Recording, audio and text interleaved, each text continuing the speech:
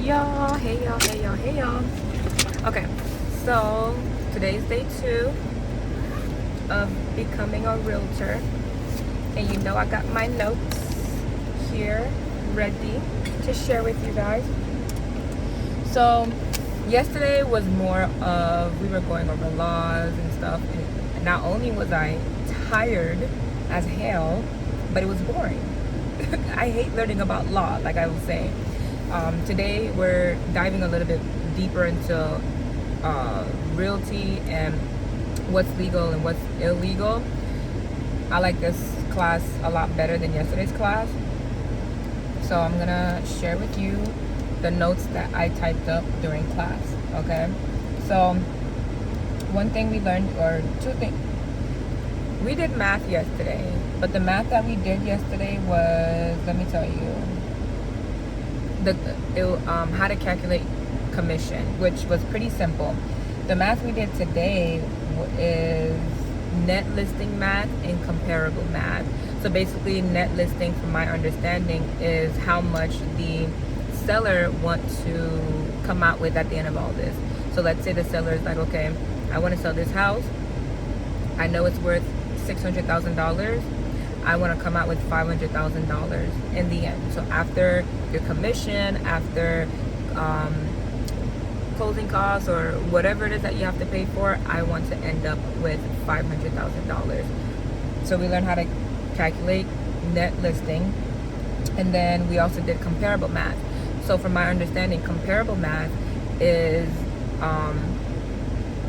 there's if you're selling a house, if you're putting a house on the market, you have to know how much you can sell it for. So you have to compare it against another house that sold within that neighborhood. And it may not be 100% the same. So let's say the house that you're selling has 4 bedrooms, but the house that sold in that neighborhood has 3 bedrooms. So that is when you would get an appraiser to give you a breakdown of each appraisal. So how much is a bedroom worth in that area? How much is a bathroom worth in that area? How much is garage worth in that area? So on and so forth. And then you do the math from them. So we learned how to do that. That was actually cool. I liked it. Math is not my strong suit, but that was very easy, very simple. So we were good with that. Okay, I was good with that anyway. Okay, so the next thing I learned is, okay, so I have it written down here. As an agent, you can sell your own house. However, you have to make it known that you are an agent for 2 reasons. One reason is you have to have the full disclosure, you have to have that fully disclosed. And another reason is because if there are realtors who see your house listed on the wherever you have it listed, because I actually don't know if you can have it listed on MLS. I should ask that. But if an agent see that you have your home listed, technically, because you're selling your own house, it's going to be a for sale by owner. That's what it'll be considered, because you're selling your own house. So if a real estate agent comes across that listing and sees that it's the owner selling the house, they're gonna hit you up and be like, hey, let me represent you.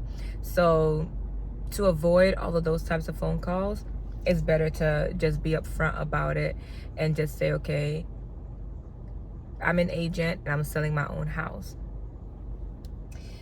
So yeah, you can do that, but from what the instructor said, he said it's better to just go through your office, through your broker, wherever, whoever you're working under, because typically they'll have like a commission deal when you go through them to sell it instead of selling on your own.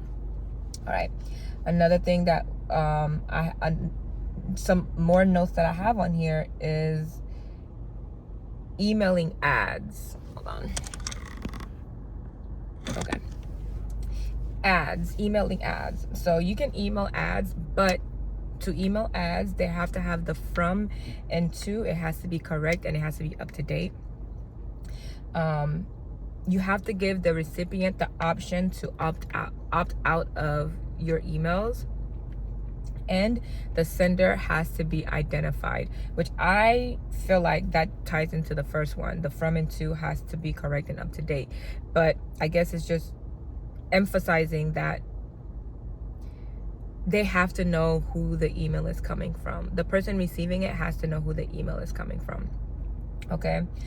Next thing on my list here is escrow. So we learned about escrow. Now remember, I'm new to this whole real estate stuff, so I'm learning all of this right now. Okay, so escrow. Escrow deposits have to be placed in the escrow accounts immediately. So as soon as the sales associate gets the escrow deposit, they have 1 business day. That's not including that means that's not including holidays, and that's not including weekends. They have 1 business day to provide it to their broker. Then the broker has 2 business days to deposit the escrow into the account that they have to deposit it in. So altogether, they have 3 business days to deposit the escrow check. Okay, so there's 2 ways to verify escrow. One way is the escrow receipt, and then another way is the escrow letter, which is like the main one. So the escrow receipt is just a verification that the deposit was received. Escrow letter is a verification that the funds have been cleared. So it's been deposited and it's clear. Okay. Now we're getting into, okay, I'm trying to understand how I had this layered, because he honestly moves a little fast, but I'm typing everything. So here I have commingling. Oh, we're still under escrow. Okay. There's a thing called commingling. Commingling is when the broker is mixing their personal funds with the escrow funds. That is illegal. You can't do that. The only time it's okay to do that is when you are opening and maintaining the account, but it for a sales escrow, it can't be over $1,000, and then for property management, it can't be more than $5,000. So you can't, as a broker, you can't mix personal funds with escrow funds unless it's to open and maintain the account, the sales escrow account. So you can put $1,000 of your own money into an account because you need to maintain that account. Okay. Conversion. Okay. So I feel like that's kind of common sense, but it's illegal for anyone to use the escrow money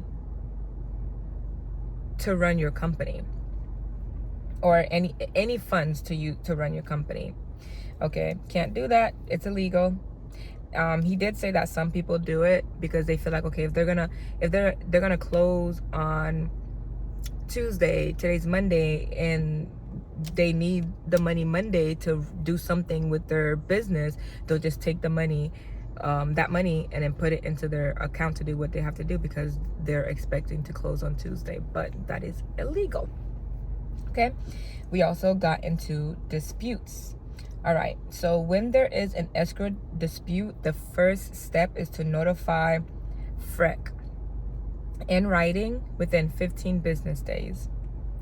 Step 2 is to go through like different type of legal, like you have to find legal ways. So okay, so let me explain. Okay, so mediation, you would go through mediation.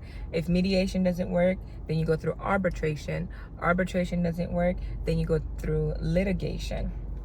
And under litigation, there are steps that you have to follow. So, well, different things that you can do for litigation. So you can file a suit of interpleader. When you file the suit of interpleader, that means nobody gets paid. You don't get paid. You as the broker doesn't get paid, and the sales agent doesn't get paid. And you're basically saying you don't care to get paid. You just want this resolved. The second form that you can fill out and provide The judge is the declaratory decree, which means that, you know, you're filling out this form, you're telling the story of what's going on, but you are also requesting to be paid for your time. And then the third thing that you can do, which the instructor said is the most common thing, is called EDO, which stands for escrow disbursement order. And what that is that FREC gets involved and is informed of everyone else that's involved, and FREC has to be obeyed. So whatever FREC says has to be done. So if the seller is getting their money or the buyer is getting the money, FREC has to be obeyed. Okay. And this is free. The other stuff is not free. So arbitration, mediation is not free. They have to be paid. And if they're going to be paid, they're usually the escrow is used to pay for the mediation and arbitration. But if you're going to use EDO, that is free of charge. And yeah, that's all I got. Okay. And then, so now we're into commission. We talked about commission. As a sales agent, as a real estate agent, you can only be paid by the broker. If the broker decides that they're not going to pay you, you can sue the broker. Okay. We also talked about referral fees. So for referral fees, for referrals, you as the person that's referring can charge between 10 to 30%. I think he said that's like the common theme, charging between 10 to 30%. If you are referring a customer who is selling, you can charge more, a higher percentage. And if you're referring somebody who's buying, you will charge a little bit less. He said the average is usually 25%, but of course it's negotiable. It is better, if you're referring, you should create a 1-page agreement. Everybody has to sign, including the broker. And then once that agreement is signed, you can provide the customer's information to the agent. So basically, from my understanding, you would refer, like, let's say you are helping someone sell a house, right? Okay, if someone's selling a house, they're getting somewhere to live, so they're probably gonna be buying too. So you're gonna want to represent that person throughout the whole process, the selling process and the buying process. But let's say the person is not buying in the state that you are licensed in. So what you can do is you can go find a real estate agent for them. If they're okay with it, you would talk to them, of course. Like, okay, well, I can find you a real estate agent in that state, and that's how you get the referral for it. So, okay, I'm gonna find your real estate agent in the state that you are buying a house in. So you're gonna go do your research, find a real estate agent, tell them that you have someone who's interested in buying in that city, and blase blase blase. Now, so you do all of those things, you introduce them to each other, you have that once you have the agreement signed, you release the information to the other agent, and then you kind of give them a brief introduction, and it's like that. But let's say that the customer that you're working with wants you to go to that state with them, all expenses paid, whatever. They want you to go to the state with them to meet the other real estate agent. You can go to the other state to meet the other real estate agent altogether, but it would still only have to be an introduction. The instructor said, if you go to the other state and you get into the agent's car, you will not be paid. And that's kind of where we left it. And now it's lunchtime and I'm waiting for my food to come out. So by the time we get back to class, it's going to be 4 hours left of class. So I will make a part 2 of today. And yeah, there you have it.